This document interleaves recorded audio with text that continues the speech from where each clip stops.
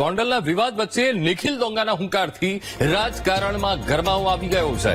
પાટીદાર નેતા નિખિલ ડોંગાએ ગોંડલથી ચૂંટણી લડવાની વાત કરી છે. દિવ્ય ભાસ્કર સાથેની વાતચીતમાં ગોંડલથી ચૂંટણી લડવાની નિખિલ ડોંગાએ વાત કરી.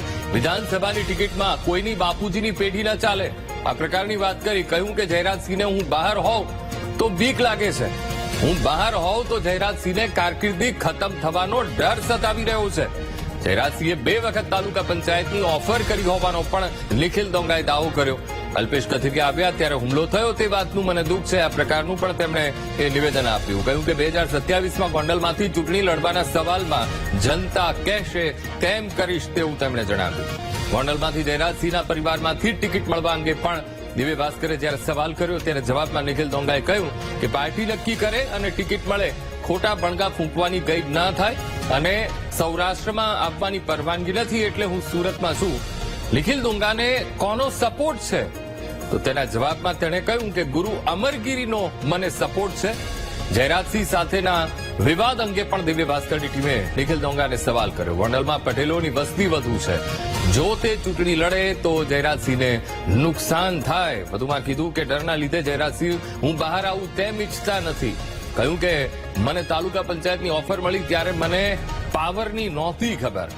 2020માં ઓફર આપવામાં આવી ત્યારે મેં રાજકારણમાં આવવાની ના પાડી દીધી. તો પોલીસ જાપ્તામાંથી ભાગવાના સવાલ પર પણ નિખિલ ડોંગાએ મૌન તોડ્યું. તો કહ્યું કે સારવાર માટે હું પોલીસના જાપ્તામાંથી ફરાર થયો હતો. ગોંડલમાં પાટીદારો પર દમન થતા હોવાની પણ નિખિલ ડોંગાએ વાત કરી.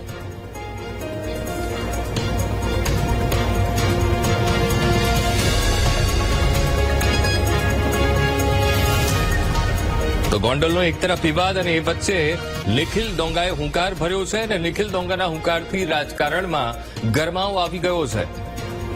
તો દિવ્ય ભાસ્કર સાથે વાતચીત અને આ વાતચીતમાં ઘણા બધા ખુલાસા નિખિલ ડોંગાએ કર્યા છે. તો આજ મુદ્દે સંવાદદાતા ધ્રુવ આપણી સાથે લાઈવ જોડાઈ ગયા છે. ધ્રુવ, ગોંડલનો એક તરફ વિવાદ જે ચરમસીમાએ છે, રાજકારણ ખૂબ ગરમાયેલું છે ને એમાં પણ હવે નિખિલ ડોંગાએ હુંકાર ભર્યો છે. ગોંડલ ફરી એક વખત ચર્ચામાં આવ્યું છે. આ વખતે જયરાજસિંહ અને પાટીદાર નેતા નિખિલ ડોંગાને લઈને આમને સામને જે છે તે વાક યુદ્ધ થયું છે અને જેમાં નિખિલ ડોંગાએ અનેક બાબતે જયરાજસિંહને સામે પ્રશ્ન ઉભા કર્યા છે અને તે બાબતે જ હવે આપણી સાથે જે દિવ્ય ભાસ્કર સાથે તેમને એક ઇન્ટરવ્યુ કર્યું હતું ને ઇન્ટરવ્યુમાં ઘણા એવા સવાલો જે પૂછાયા છે તેનો સીધો તેમણે આડકતરી રીતે અને સીધી રીતે જયરાજસિંહ પર વાર કર્યા છે અને એને જ લઈને આપણે હવે જે અલ્પેશ કથિરિયા જે છે તેમની સાથે પણ વાત કરીશું, કારણ કે અલ્પેશ કથિરિયાને પણ ટાંકીને તેમને કહ્યું છે તે બાબતે પણ આપણે અલ્પેશભાઈ સાથે વાત કરીશું. અલ્પેશભાઈ, નિખિલ ડોંગાનું એક ઇન્ટરવ્યુ સામે આવી રહ્યું છે, નિવેદન સામે આવ્યા છે જે રીતે તેમાં જયરાજસિંહને લઈને તેઓએ ઘણી બધી બાબતોએ વાત કરી છે. કઈ રીતે જોઈ રહ્યા છો? આપણે પણ સાંભળ્યું છે. આજે ભાસ્કર પર જે ઇન્ટરવ્યુ રિલીઝ થયું ને ત્યાર પછી ઘણી બધી ચર્ચાઓ ચાલી છે. આજના જે નિખિલભાઈ ડોંગાનું જે ઇન્ટરવ્યુ છે એમાં ગોંડલથી એમણે જયરાજભાઈ ઉપરની જે વાતો કરી છે, જે ખુલાસાઓ કર્યા છે કે ત્યાં જે શાસન ચાલે છે, એમની દાદાગીરી ચાલે છે, પછી જે તે સમયે એમને મળ્યા હતા, તાલુકા પંચાયત લડવાની ઓફર હતી, પ્રમુખ બનાવવાની ઓફર હતી, ઘણી બધી જે વાતો હતી અને નિખિલભાઈ ડોંગાની જે કારકિર્દી આખી એને કઈ રીતે પૂરી કરી, કઈ રીતે કેસો કર્યા, કઈ રીતે ફસાવ્યા, પૂછસીટો કઈ રીતે ખોટી રીતે કરી, વર્ષો સુધી જેલમાં કઈ રીતે રાખ્યા, એની આખી બાબત એમણે જાહેર કરી છે. આ બાબતમાંથી ઘણી બધી એવી અજાણી વાતો, આમ તો કહી શકાય કે લગભગ બધી વાતો એવી છે કે આજે મીડિયાના માધ્યમથી તમને કે મને જાણવા મળી છે. એટલે આ બધી વાતો પ્રથમવાર જાણવા મળી છે. ખૂબ આંચકાજનક બાબત છે અને જેણે મજબૂતાઈથી જે વાત કરી છે કે આવનારા દિવસોમાં સમાજના લોકો 18 વર્ણની આલમ અને એનું જે ગ્રુપ ત્યાં વર્ષોથી 2014થી ચલાવે છે એ સૌ કહેશે તો એ ગોંડલમાં પગ મૂકશે અને ગોંડલમાં જબરજસ્તીથી જે પણ જે શાસન ચલાવી રહ્યા છે એનો પ્રતિકાર કરશે. વિધાનસભાની ટિકિટ કોઈના બાપુજીની પેઢી ના ચાલે, આ બાબતે પણ નિખિલ ડોંગાએ કહ્યું છે. શું કહેશો, કઈ જવાનું છે? સ્વાભાવિક છે કે ભારતીય જનતા પાર્ટીની અંદર એમણે જે વાત કરી કે હું ઈચ્છું છું કે ભાજપમાંથી કદાચ આવનારા દિવસોમાં આવું, તો એ નિર્ણય છે એ પાર્લામેન્ટરી બોર્ડ, ભારતીય જનતા પાર્ટીનું કેન્દ્રીય ટીમ છે એ લેતી હોય છે, પદાધિકારીઓ લેતા હોય છે. એટલે કદાચ હું કે કોઈ પણ પ્રકારની વ્યક્તિ દાવો કરે કે ભાઈ આ સીટ પર એટલા વર્ષ હું છું, એટલા વર્ષ હું રહીશ કે મારો પરિવાર રહી, તો એ દાવો શક્ય નથી. કેમ કે જ્યારે પણ ઇલેક્શન કે ચૂંટણી આવતી હોય છે અથવા વગર ચૂંટણીએ પણ પાર્ટી ઘણું બધું ધ્યાન રાખતી હોય છે, ઘણા મુદ્દાઓને ધ્યાને લેતી હોય છે અને પાર્ટીના પોર્ટફોલિયો અને પ્રદેશ નેતૃત્વ અને કેન્દ્રના નેતૃત્વના સમર્થતાથી જે તે વ્યક્તિઓની ટિકિટ અથવા એમને મેન્ડેટ પાર્ટી આપતી હોય છે. એમનું એક એવું પણ નિવેદન હતું કે હું બહાર હોઉં તો જયરાજસિંહને જે છે તે ખતરો છે, તેમની કારકિર્દી ખતમ થવાનો ડર છે. આ કેટલી રીતે આને જોઈ રહ્યા છો? પાટીદાર નેતા પણ છે અને પણ એક પાટીદાર તરીકે શું માનો છો? એ જે આખી વાત હતી મેં પણ આજે મીડિયાના માધ્યમથી પ્રથમ વખત સાંભળી તો મને એવું લાગે છે કે જે વખતે એ જેલમાં નહોતા અને એમણે જે ત્યાં કામ કર્યા, સામાજિક કામો કર્યા, બ્લડ કેમ્પો કર્યા, વૃક્ષારોપણ કર્યા, લોકોને મદદ કરી, તો એનું એક કહી શકાય કે એ વિસ્તારમાં એક નામ બન્યું હોય, એની એક પ્રતિફળ ઓળખ ઉભી થઈ હોય. તો તેનાથી જે પણ ત્યારે સત્તામાં હતા જયરાજભાઈ, એમને કદાચ ડર લાગ્યો હોય કે ભાઈ આ વ્યક્તિના લીધે મને ભવિષ્યમાં પ્રોબ્લેમ થશે ને પછી આ ખાવા દાવા થયો, એવું બની શકે.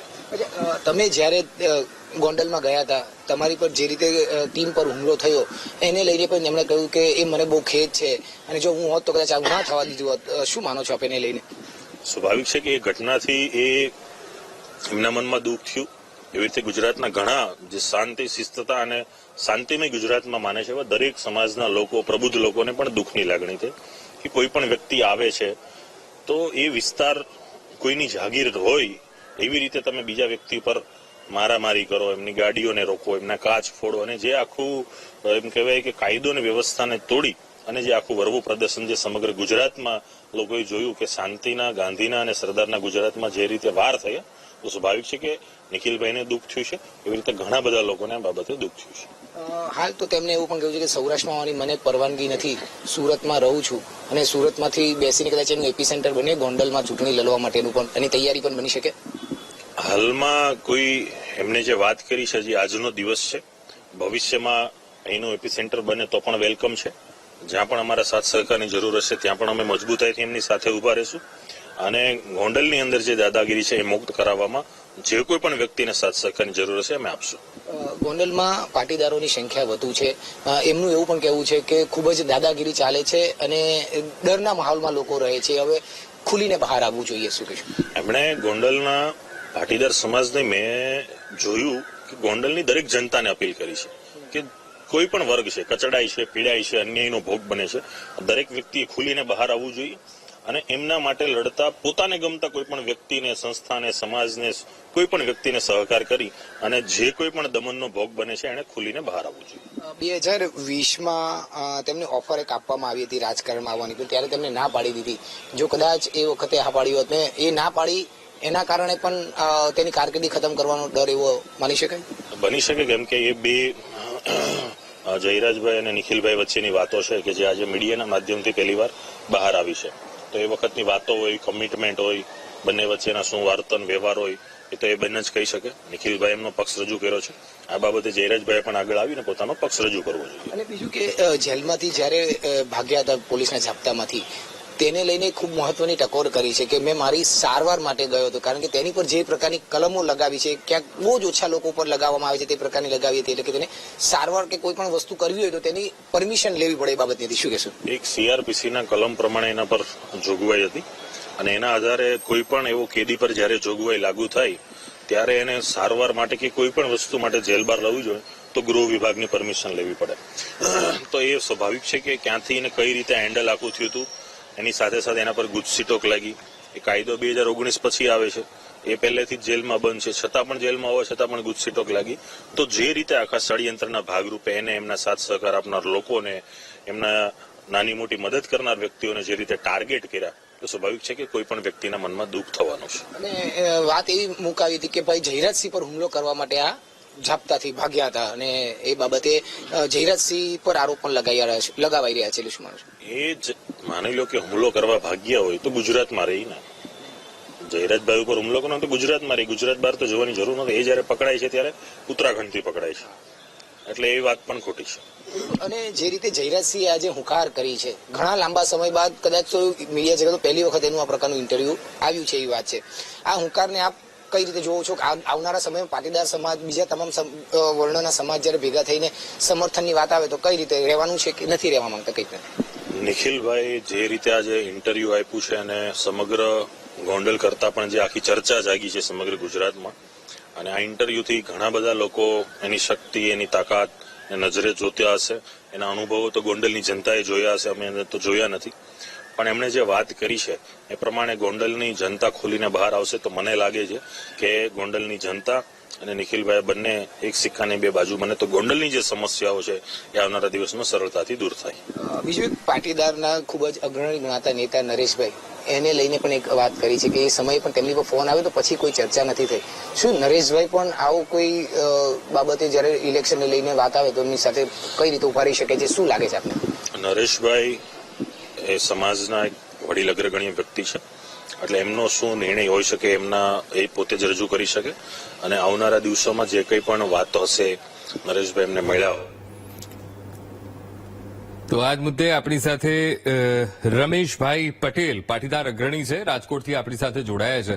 રમેશભાઈ, ખૂબ ખૂબ સ્વાગત છે વીટીવી ન્યૂઝમાં. અત્યારે ગોંડલનું રાજકારણ ગરમાયું છે અને સાથે સાથે હવે સુરતમાં પણ તેના એ પડઘા પડી રહ્યા છે, કારણ કે ગોંડલના વિવાદ વચ્ચે નિખિલ ડોંગાએ જે હુંકાર કર્યો છે એના કારણે રાજકારણમાં તો ગરમાવો આવ્યો જ છે, પણ સાથે સાથે જે જયરાજસિંહને લઈને તેમની વચ્ચેના જે ખુલાસા થયા છે, તેમના પર થયેલા કેસને લઈને ખુલાસા થયા છે અને કેવી રીતે તેમને ફસાવવામાં આવ્યા છે, અત્યારે સમાજ કઈ સ્થિતિમાં છે, એની આખા ઘણા બધા તેમણે દિવ્ય ભાસ્કરની ટીમ સાથે વાતચીત કરીને એમાં ખુલાસા કર્યા છે. હવે પાટીદાર સમાજ કઈ રીતે જોઈ રહ્યો છે? રમેશભાઈ, ખાસ તો આપની પાસેથી આ સમજવું છે. પાટીદાર સમાજ હાલ તો પોતાના સમાજનું હિત જેમાં છે, સમાજની સુરક્ષા જેમાં છે અને સમાજનું જેને કહે કે પ્રતિનિધિત્વ જેમાં હોય એ તરફ એનો ઝુકાવ હોય તે સહજ વસ્તુ છે. પણ સૌથી મોટી દુઃખની વાત એ છે કે સમાજની અંદર જયારે આવી રીતના કોઈ ને કોઈ સમાજના નિર્દોષ લોકો બે બાહુબલીઓની વચ્ચે ભોગ બનતા હોય છે અને એ લોહિયાળ જ્યાં સુધી બને ને ત્યાં સુધી રાજનૈતિક જે કઈ હોય છે એના ઈરાદાઓ પાર ન પડે ત્યાં સુધી ચૂંટાયેલા પ્રતિનિધિઓ મેદાનમાં નથી આવતા. ખરેખર એમની ફરજ હોય છે કે આવું કઈ બને, વિવાદ વધે કે આની અંદર કોઈ કોન્ટ્રોવર્સી થાય પેલા કઈક સમાધાન થાય. આની અંદર આપણને ખબર છે કે છેલ્લા 1 વર્ષની અંદર ગોંડલની અંદર ઘણા બધા ખૂન થયા, ઘણા બધાના ઉપર હુમલા થયા, ઘણા લોકો ઘાયલ થયા. તો એ લોકો કોઈ જે લોકોનો ભોગ લેવાનો છે છેલ્લા 1 વર્ષની અંદર એ કોઈ બાહુબલી ન હતા, એ કોઈ મોટા રાજકારણી પણ ન હતા, એ સમાજના આગેવાન પણ ન હતા, એ કોઈ ચૂંટાયેલો પ્રતિનિધિ પણ ન હતો. તો નાના માણસો આ મોટા લોકોની મગરમચ્છોની ઝાડની અંદર કે એના એકબીજાના અહમની અંદર કે એકબીજાના રાગદ્વેષની અંદર વચ્ચે ત્રીજો માણસ જે છે, જેમ આપણે કહેતા હોય ને કે બે આખલાની લડાઈની અંદર ઝાડનો ખો નીકળી જતો હોય છે. એટલે રમેશભાઈ, માનો છો કે 2020માં જે ઓફર આપી એ ઓફર ન સ્વીકારી, એના કારણે આ બધી વસ્તુઓને સહન કરવાનો વારો આવ્યો? નિખિલ, કઈ ઓફર તમે યાદ કરાવો છો? 2020, કારણ કે આજે ઇન્ટરવ્યુ થયો એમાં નિખિલ ડોંગા કહી રહ્યા છે કે ભાઈ 2020માં પણ મને રાજકારણમાં જોડાવાની એમણે વાત કરી હતી જયરાજસિંહે, અને મેં એ સ્વીકારી નથી. એમને કીધું કે તાલુકા પંચાયતની ટિકિટ એમને ઓફર કરી હતી. બરોબર છે, એમને તાલુકા પંચાયતની ટિકિટની ઓફર કરી હતી, પણ એ પેલા તો એની ઉપર એ સમાધાનના ભાગરૂપે હતું એવું નિખિલભાઈનું કહેવાનું છે. નિખિલભાઈ કીધું કે ભાઈ મને સમાધાન માટે બોલાવ્યો, ટિકિટની ઓફર માટે બોલાવ્યો, પણ એ પેલા તો નિખિલભાઈને ખબર જ છે કે નિખિલભાઈ જ કહે છે કે ભાઈ મારી ઉપર ગુસ્સીટોકનો ગુનો લગાડવા માટેનું જે પ્રેશર હતું એ જયરાજસિંહ હતું એવું નિખિલભાઈ પોતે એના મોઢેથી કહે છે. ઓકે, એટલે ત્યાર પછીની આ બધા જે સમાધાનની ફોર્મ્યુલા છે કે ટિકિટ આપવાનું છે, ત્યાર પછીના જે કઈ તૂટી ગયું હોય કે આગળ ન વધે આ મેટરને એને છીગડા મારવા માટે એના પ્રયત્નો હતા. પણ પાટીદાર સમાજ એવું ઈચ્છે છે કે દરેક ક્ષેત્રની અંદર સમાજના દરેક લોકોને સાથે લઈને પાટીદાર સમાજ ચાલે છે. દરેક ક્ષેત્રમાં તેને સારું એવું જેને કહીને કે વિકાસ કર્યો છે, તો રાજકીય રીતે એનું પ્રતિનિધિત્વ ગોંડલમાં હોય તેમાં કઈ ખોટું નથી. સારો માણસ 2027માં ઇલેક્શન લડશે એવો પ્રશ્ન જયારે પૂછવામાં આવ્યો ત્યારે એ કહી રહ્યા છે કે ભાઈ જનતા જે નક્કી કરશે એ પ્રમાણે હું ચાલીશ. તો પાટીદાર સમાજનું સ્ટેન્ડ શું રહેશે? પાટીદાર સમાજ નિખિલભાઈ પ્રત્યે ચાલશે કે નહીં એ નક્કી નથી કહી શકતા આપણે અત્યારે, કારણ કે પાટીદાર સમાજ મોટા ભાગનો અત્યારે ભારતીય જનતા પાર્ટી પ્રત્યે થોડોક સોફ્ટ કોર્નર છે.